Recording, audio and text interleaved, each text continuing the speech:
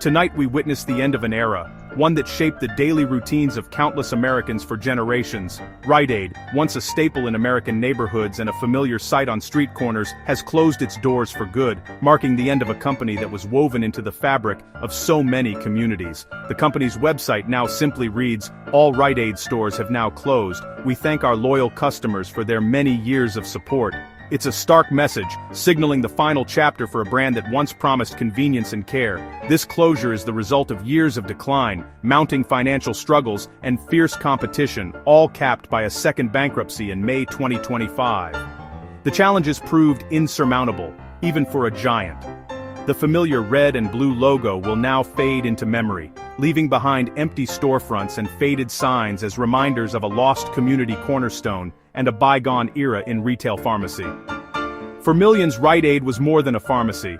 It was a trusted part of daily life, a place where neighbors met, prescriptions were filled, and advice was given with a smile. The website now offers only a tool to help customers transfer prescriptions, a final gesture from a once thriving giant, ensuring that loyal patrons can continue their care elsewhere. Rite-Aid's collapse is a stark reminder that even the most established brands can vanish in today's fast-paced, ever-changing economy, where innovation and adaptability are key to survival. The impact will linger for years to come, affecting employees, customers, and entire communities across the country, as the loss of Rite Aid leaves a void that will not be easily filled. Rite Aid's downfall began with a Chapter 11 bankruptcy in October 2023, marking the start of a turbulent period for the once prominent pharmacy chain. The company, which had served communities for decades, suddenly found itself at the center of a financial storm. Rite Aid aimed to cut its overwhelming debt and resolve mounting lawsuits, many of which stemmed from the opioid crisis and other legal challenges that had plagued the company for years. The company closed 154 underperforming stores, hoping to stabilize its finances and reassure investors, but losses continued to mount as customer confidence eroded and competition intensified.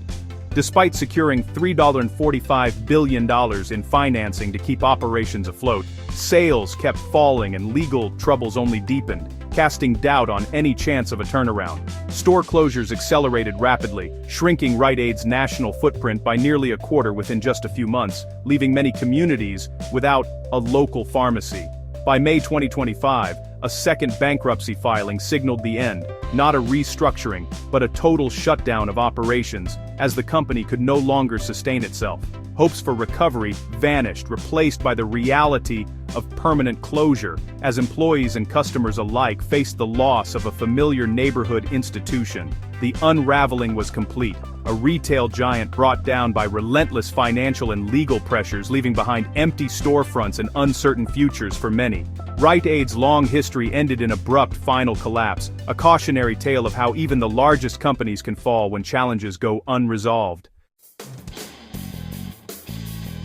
Legal battles, especially over the opioid crisis, were a major factor in Rite Aid's demise. In March 2023, the Justice Department sued Rite Aid, alleging the company filled hundreds of thousands of illegal opioid prescriptions. Prosecutors claimed management ignored red flags and prioritized profits over public safety.